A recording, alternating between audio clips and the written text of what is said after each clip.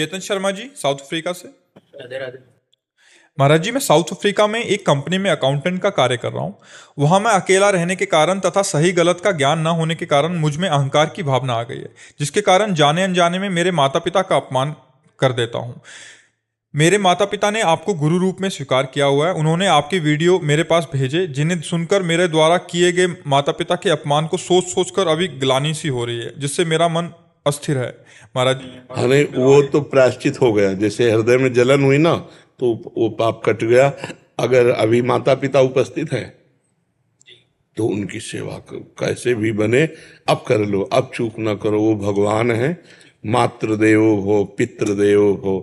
हम आपको अपने पिता की बात बता रहे हैं। हमारे पिता जिस दिन हम भागे उसके 3 दिन बाद हमको पकड़ा गया। खोजबीन सब शुरू हुई तो 3 दिन बाद पकड़ा गया कि एक गोरा लड़का है वहां जंगल में देवी के मंदिर में रह रहा है।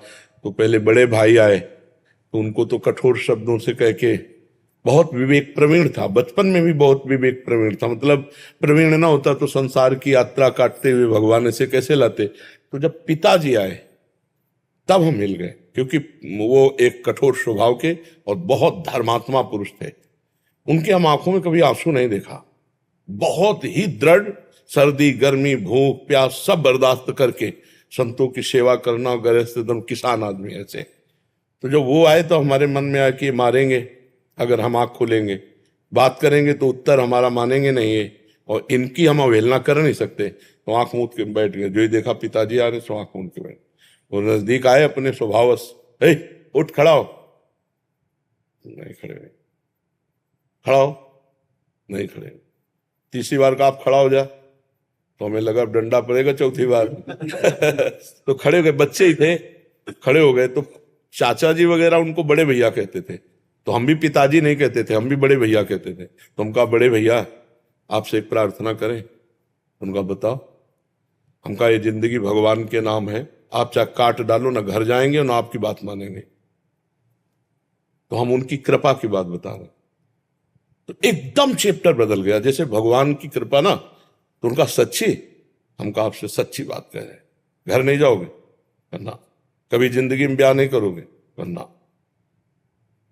बोले खड़े हो जाओ, खड़े हो गए। ऐसे छाती से लगाया, कहा राम राम राम, बस 3 बार ऐसे छाती से लगा, राम राम राम ऐसे कहा। तो कहा जाओ, अगर ऊसर में भी बैठोगे तो फूलों की वर्षा होगी।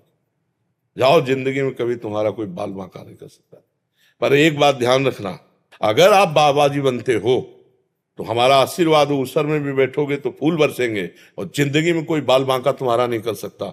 और अगर कहीं किसी की बहन बेटी देखी तो फिर तो हम कहा जिंदगी में आप इस बात को कभी नहीं सुनोगे। तो वो तो पधार गए, कई वर्ष हो गए उनको पधारे हुए, पर उनका आशीर्वाद, माता पिता का आशीर्वाद भगवान का आशीर्वाद होता है।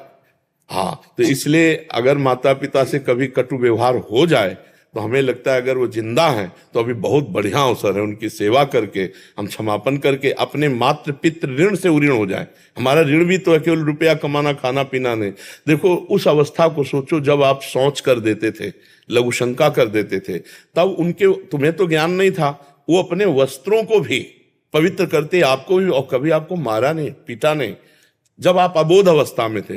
अब आप बोधवान हुए तो आप उनको कटु वचन बोले, अगर उनकी सेवा ना करें। देखो बूढ़े माता पिता, ऐसी स्थिति आ जाती है कि उठना मुश्किल होता है, अपनी सेवा करना मुश्किल होता है। अच्छा, स्वभाव में चिड़चिड़ापन आ जाता है। आप लाख सेवा करोगे, दूसरा कोई आएगा तो आपकी वो निंदा करेंगे कि कुछ सेवा नहीं करता, फिर भी आपको बुरा नहीं मानना उनकी सेवा। अगर ऐसा कर ले गए तो मातृदेवो भव पितृदेवो भव, माता पिता का आशीर्वाद भगवान से मिला सकता है। भगवान से, माता पिता साक्षात भगवान ही है, सब में भगवान। माता पिता तो मातृ शास्त्र कहता है, हमारा उपनिषद कहता है मातृदेवो भव पितृदेवो भव। तो आप माता पिता की आराधना करो। जो गलती हो गई है उसका तुम्हें ताप हुआ, इसलिए क्षमापन हो गया है।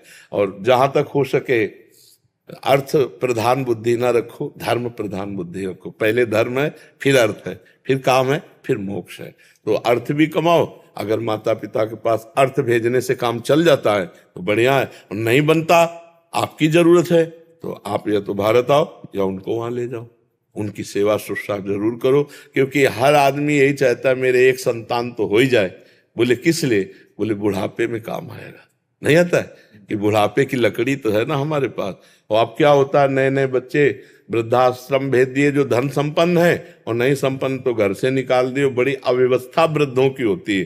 तो जिन घरों में बड़े बूढ़ों का अपमान होता है, उन घरों में कभी लक्ष्मी सफल नहीं होती, शांति नहीं, सुख नहीं, बड़े अशांति होगी, पक्का समझ लीजिए। और जो अपने माता पिता का अपमान करते हैं, उनके पुत्र कभी ऐसे प्रवीण नहीं हो सकते कि वो अपने माता पिता को सुख दे। वो पूरा ब्याज सहित दुख देंगे, ब्याज सहित। इसलिए हमें लगता है कि अवसर है, हम जब भगवान के श्री विग्रह को रखकर प्यार कर सकते हैं, तो अब चलते फिरते माता पिता में भगवान का भाव क्यों नहीं कर सकते?